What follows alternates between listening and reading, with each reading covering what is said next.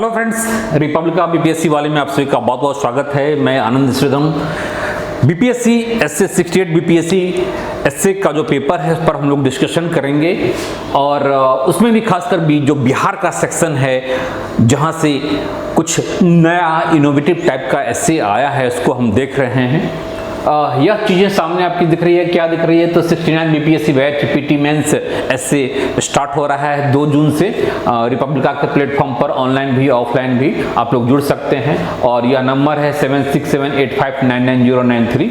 ठीक है, हम लोग टॉपिक पर आते हैं। हमारा टॉपिक है यह टॉपिक है हमारा, पहले देख लीजिए, ये हमारा फिगर दिख रहा है। फिगर पर मैं बाद में आऊँगा। पहले हमारा जो क्वेश्चंस है, क्वेश्चंस आपका देखिए ये है और इसमें 3 सेक्शन है। 3 सेक्शन में जो बिहार वाला सेक्शन है इसमें हम लोग आते हैं। बिहार वाले सेक्शन में जो 4 टॉपिक है और एक टॉपिक है पानी में मछलियाँ, नौना, कुटिया, बखरा। ठीक है, इसको हम लोग लेते हैं और डिटेल में समझते हैं। पानी में मछलियाँ और नौना, कुटिया, बखरा बहुत ही अच्छा है। इस संदर्भ में आपकी जो फोटो हमने दिखाई है कि पानी में माछ, नौना, कुटिया का जो सीन बन रहा है आपकी कुछ ऐसी बन रही है। पानी मछली जो है अभी पानी में ही है और उसकी बंटवारे की तैयारी चल रही है। उसके आउटपुट की, फल के बारे में ज़्यादा सोचा जा रहा है, उस पर विवाद है। हम कहीं न कहीं इम्पेशेंट हो रहे हैं, लैक ऑफ हमें पेशेंस ही नहीं है। हम कर्म पर नहीं फल के बारे में ज़्यादा सोच रहे हैं। तो आइए इसी टॉपिक पर हम लोग देखते हैं डिटेल में कि इस पर ऐसे कैसे हमें लिखना है। पानी में मछलियाँ और नौना, कुटिया, बखरा। इसमें जैसा कि मैं पहले बताया था कि जो बिहार का सेक्शन है, चूंकि यहाँ पर लोकल टच है, इसमें जो यहाँ की भाषा संस्कृति है, यहाँ की जो गौरव गाथा है, इतिहास है, लोकोक्ति है, मुहावरा है, उससे संबंधित है। यह लोगों की एक अनुभव का परिणाम होता है। जो लोकोक्ति जो होती है क्या है, हमारे बड़े बुजुर्गों ने लंबे समय से किसी बात को अनुभव किया, महसूस किया और उसको एक उक्ति के रूप में कह देते हैं, जो कि आज भी हमारे लिए उतनी ही उपयोगी है। तो लोकोक्ति कुछ ऐसी ही उक्ति होती है जो काफी प्रासंगिक होता है आज के भी संदर्भ में।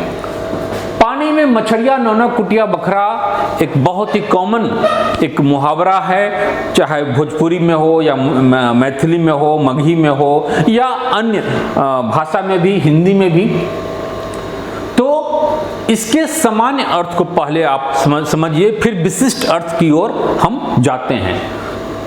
जो प्राइमा फेसी यह दिखता है कि पानी में माछ है और उसकी नौना, कुटिया, नौना, बखरा करने की बातें हो रही है। बखरा यानी अलग अलग टुकड़ा, क्लास उसको श्रम फल के रूप में, कर्म फल के रूप में देख सकते हैं। एक तरफ क्या है, पानी में मछली, अभी मछली पानी में ही है, लोगों को भूख लगी, भाई चल भाई आज मछली मारते हैं।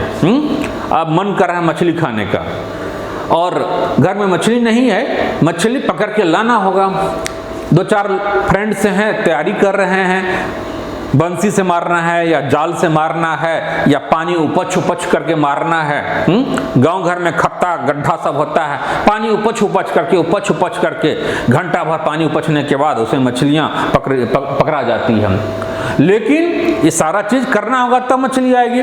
लेकिन किसमें क्या है, आपस में तीनों चारों दोस्तों में, तीनों थ्री इडियट्स में इस बात को लेकर के विवाद है कि मेहनत तो हम करेंगे लेकिन फल हमको ज्यादा, तो हमको ज्यादा, हमको ज्यादा, तो हमको ज्यादा, मूरा हमको चाहिए, मूरा हमको चाहिए, तो यह पाठ हमको चाहिए। ठीक है, इस बात को लेकर के ही आपस में विवाद हो जाता है और वस्तुतः जो मूल काम है मछली का मारा जाना, वह ही गौण हो जाता है, प्रोग्राम कैंसिल हो जाता है। बट रहने दो यार, कौन जो है मेहनत भी करें और हमें फल भी ना मिले, सब तुम ही लोग ले लोगे तो हमें क्या मिलेगा, तो फिर हमें क्या मिलेगा, तो हमें क्या मिलेगा, कुछ ऐसी स्थिति बन जाती है और काम से भटकाव हो जाता है। इसमें सामान्य अर्थ यही है, ठीक है। अपने डे टू डे लाइफ में भी आप देख सकते हैं, बात यहाँ पर मछली तो एक सांकेतिक चीजें हैं, प्रतीकात्मक चीजें हैं। जो मूल बातें हैं वह क्या है कि यह जीवन के किसी भी क्षेत्र में, चाहे वह शिक्षा के क्षेत्र में हो, अर्थव्यवस्था के क्षेत्र में हो, सामाजिक सांस्कृतिक राजनीतिक क्षेत्र में हो, इसकी शुरुआत ही कठिन होती है। किसी भी चीज की शुरुआत, कोई बड़ी शुरुआत में आपको एक बड़ा प्रयत्न करना होता है, एक टीम भाव चाहिए होता है, और आप ऐसा करेंगे तभी उस लक्ष्य तक पहुंच पाएंगे।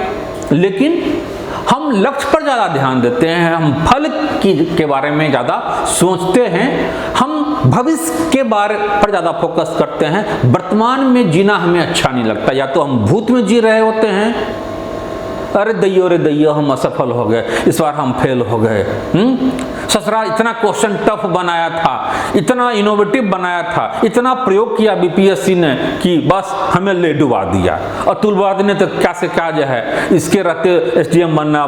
तो कुछ ऐसी चीजें हैं, या तो भूत में या फिर भविष्य में, जबकि आपको जीना है वर्तमान में। तो मैं एक एक करके आता हूं। एक तो सामान्य संदर्भ, इसका क्या है, सामान्य यानी लिटरल जो मीनिंग है उसको लेकर के आप आगे बढ़ सकते हैं। सामान्य अर्थ, लिटरल मीनिंग, शाब्दिक अर्थ। शाब्दिक अर्थ को पकड़ना जरूरी है। पानी में मछलियां, ठीक है, अन्नोनो कुटिया बकरा। देखिए हम क्या पानी में हम रहते हैं? मनुष्य क्या एक्वेटिक जीव है? हम पानी में नहीं रहते हैं, हम जमीन पर रहते हैं, और जमीन पर ही रहना भी चाहिए। भले आप आसमान में थोड़ी देर के लिए आप चले जाएं, आप सैर कर लें फ्लाइट और हेलीकॉप्टर से, लेकिन जमीन पर ही आपको रहना पड़ेगा अंततः, जमीन पर ही। तो जमीनी बनिए। अगर मछली पानी में है तो आपके बस में सब कुछ नहीं है। मगरमच्छ है, मछली है, ढेरों सारी जो प्राणी जीव जंतु पानी में रहते हैं, उसको पकड़ना आसान नहीं है, कठिन है, आपके हाथ में नहीं है। उसके लिए आपको प्रक्रम करना होगा, इसके लिए आपको उसके अकॉर्डिंगली स्ट्रेटजी बनानी होगी, काम करना होगा, तब जाकर के उसमें आपको सफलता मिल सकती है। तो मेहनत करने की आवश्यकता है। क्या सफल होना कि एकदम अरे हम तो बनिए जाएंगे, आईएएस बनिए जाएंगे, एसडीएम डीएसपी, देखो ना पहले के अटेम्प्ट में हम कैसे निकालते हैं। ठीक है, अच्छी बात है, यह आपका एम्बिशन है, यह आपका स्वप्न है। लेकिन केवल स्वप्न देखने से, केवल ख्याली पलाव में जीने से क्या आप सफल हो जाएंगे? नहीं हो जाएंगे। मछली अभी पानी में ही है और आप फल के बारे में आप विवाद कर रहे हैं कि एसडीएम बन जाएंगे तब बड़का बड़का पार्टी सब आएगा, वहाँ ना शादी नहीं करेंगे, तो ये वो दिस एंड दैट सिख चिली वाली जो चीज़ें हैं, तो आपके कंट्रोल में नहीं है। पानी में मछलियाँ का मतलब यह है कि कार्य थोड़ा सा कठिन है। हम जमीन पर रहने वाले हैं, पानी में रहने वाला है, यानी कोई भी अच्छा कार्य, बड़ा कार्य में मेहनत की आवश्यकता होती है, और उसके लिए मेहनत भी आपको उसी के अकॉर्डिंगली करना होता है।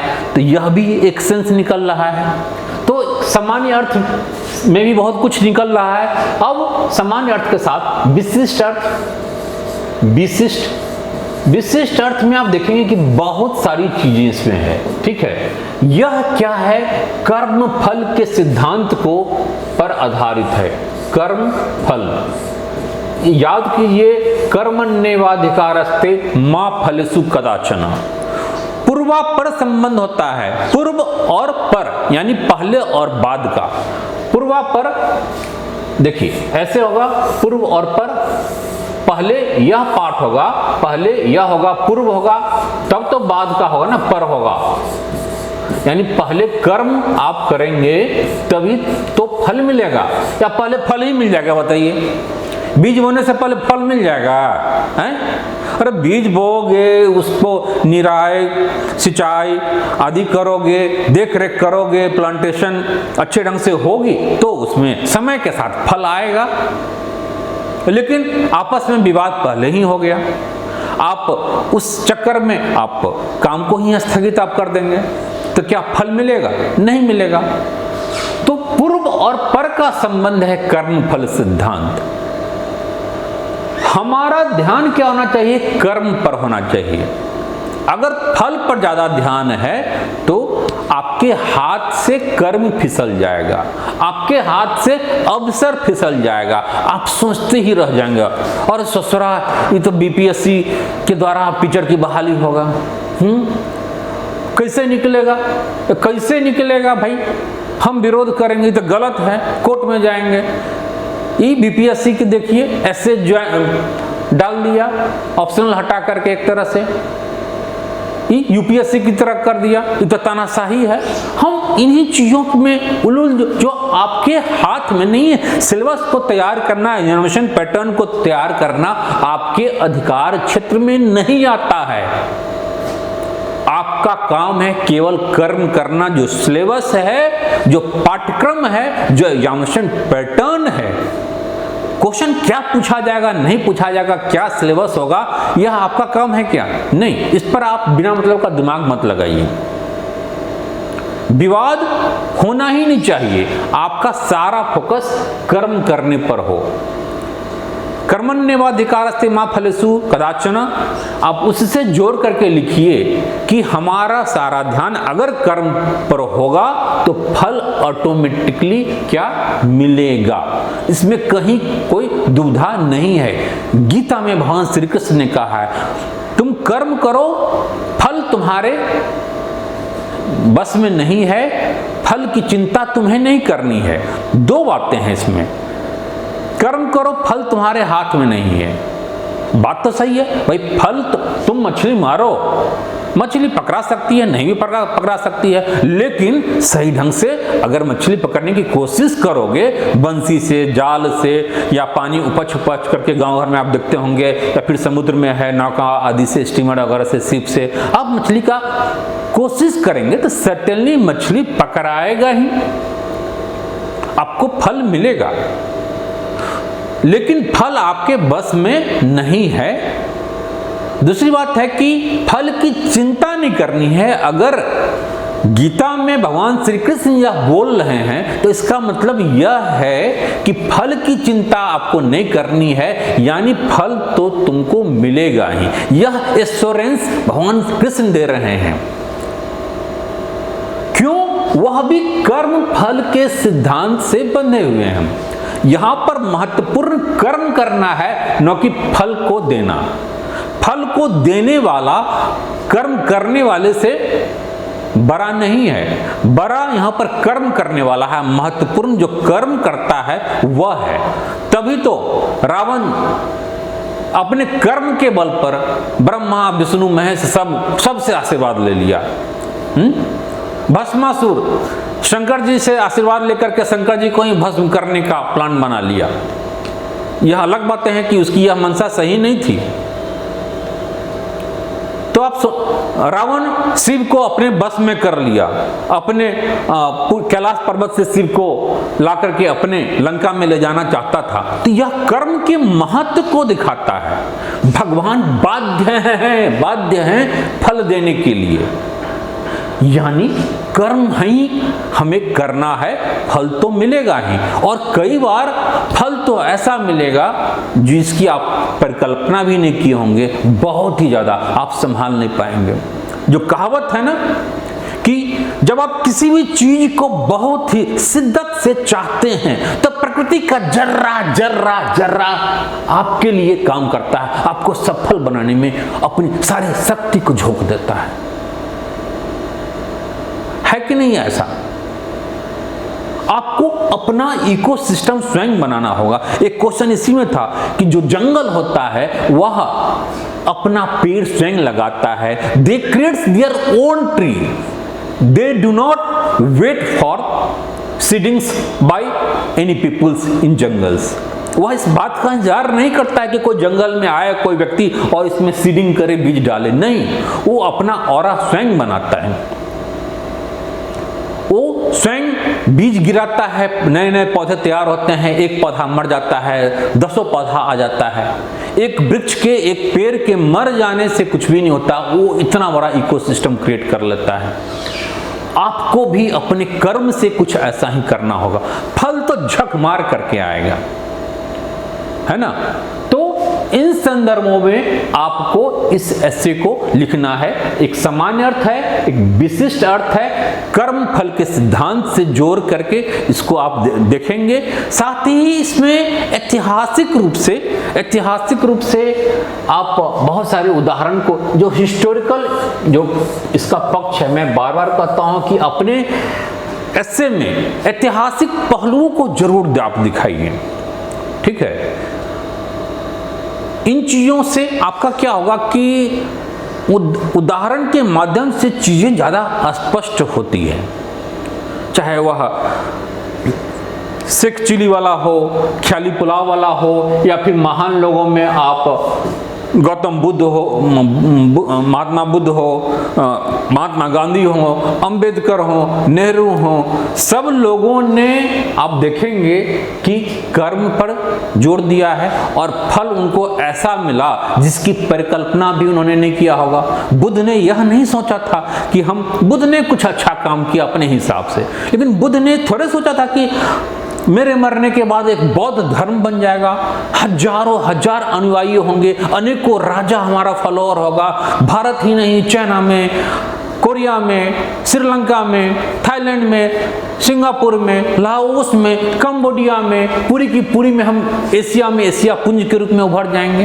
क्या सोचा था? हजारों हजार वर्ष तक मुझे याद किया जाएगा। क्या बुद्ध ने ऐसा सोचा था?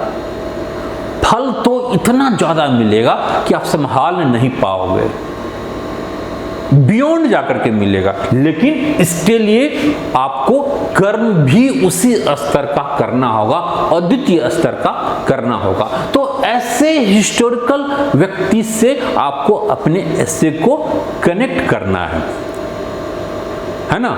दूसरी बात यह है कि आपको कई ऐसे महान कार्यों के लिए तब वो एकला चलो रे, 3 आदमी मिलकर के मछली मारेंगे और मछली के कुटरिया के लिए, बकरा के लिए आपस में विवाद हो जाए, बेहतर है महान काम जो शेर होता है वह अकेले चलता है, और भेड़ और भेड़िया जो होता है वह समूह में चलता है।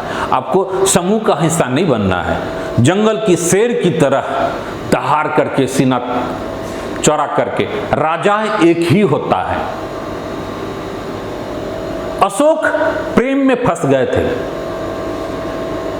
जो उज्जैनी और विदिशा के क्षेत्र का जब उन्हें गवर्नर बनाया गया था तो वहां प्रेम में फंस गए। उन्होंने अपने गुरु से पूछा कि क्या हमें अपने प्रेम का सम्मान करना चाहिए, अपने प्रेमिका का सम्मान करना चाहिए, या इस राजपाट को ध्यान में रख के चलना चाहिए। सॉरी, मैं गलत बोल रहा हूं, ये अशोक नहीं थे, चंद्रगुप्त थे, ठीक है, चंद्रगुप्त मौर्य थे। तो इस पर चाणक्य ने कहा कि देखो यह तो तुम्हारी मर्जी है, लेकिन इतिहास में महान सब नहीं होता है, चंद्रगुप्त सब नहीं होगा। ऐसी प्रेमी प्रेमिकाओं हजारों होंगे जो प्रेम का सम्मान के लिए, प्रेम के लिए अपने सब कुछ न्यौछावर कर देगा, अपने राजपाट, साम्राज्य, सब कुछ। लेकिन चंद्रगुप्त मौर्य एक ही होगा, अशोक एक जैसा व्यक्ति एक ही होगा, चाणक्य जैसा व्यक्ति एक ही होगा, गांधी जी जैसा व्यक्ति एक ही होगा, बुद्ध जैसा एक ही व्यक्ति होगा। बुद्ध ने, अगर बुद्ध भी अगर यशोधरा की अगर सोचे होते, अपने राजपाट का सोचे होते, तो बुद्ध एक किसी राजा के, किसी ऐसे क्षत्रिय कुल के, राजकुल के एकमात्र राजकुमार बनकर के रह जाते, राजा बनकर के रह जाते, शायद इतिहास में नाम होता नहीं होता, होता भी तो बहुत ही सूक्ष्म स्तर पर, जैसे एक समान, अति समान राजाओं का होता है, एक क्षत्रिय कुलपों का होता है। अब सोचिए, महान कार्य के लिए आपको कर्म भी महान करना होता है। दिख रहा है पानी में माछ है, आसान नहीं है। मछली के साथ आप बराबरी नहीं कर सकते हैं, वह एक्वेटिक एनिमल है। महान कार्य के साथ भी कुछ ऐसी ही चीजें हैं। तो आप अपने एस्से में हिस्टोरिकल पहलू को जरूर आप दिखाइए। साथ ही मैं कल बताया था कि आपकी जो एस्से होगी वह क्या होगी, यह 360 डिग्री की होगी। केवल एक पहलू को लेकर के नहीं, केक का एक छोटा सा टुकड़ा नहीं चाहिए हमें, रोटी का टुकड़ा नहीं चाहिए, हमें पूरा रोटी चाहिए, अखंड भारत चाहिए, अखंड साम्राज्य चाहिए। हमें आपको आंसर में यह भी लिखना होगा, यह भी लिखना होगा। अगर आप नहीं लिखेंगे, केवल 110 लिखेंगे तो मार्क्स भी तो 110 ही मिलेगा। 300 मार्क्स में 30 मार्क्स दे देगा बाबा जी, गठिल्लू लेते रहोगे हैं? जब लिखोगे 10%, 20% तो मार्क्स कितना मिल जाएगा? सोचने वाली बातें हैं। तो जब तक आप सारे पहलुओं को नहीं लिखेंगे 360 डिग्री पर, आपका आंसर पूरा नहीं माना जाएगा, अच्छा मार्क्स नहीं आएगा। और यह कैसे होगा? तो इसमें आप पॉलिटिकल इश्यूज को भी डालिए, सोशल कल्चरल है उसको भी आप डालिए, कोई इकोनॉमिकल इश्यूज कनेक्ट हो रहा है आप इसको भी डालिए, शैक्षणिक एजुकेशनल है उसको भी डालिए, एक आम व्यक्ति की चीजें हैं आप उसको भी डालिए, जो जनमास से डे टू डे लाइफ में जो चीजें आप अनुभव कर रहे हैं। मैं कल के क्लास में भी बताया था कि आपकी जो शुरुआत होनी चाहिए एस्से की, वह किससे होनी चाहिए? वह एक धमाकेदार शुरुआत ट्रेलर से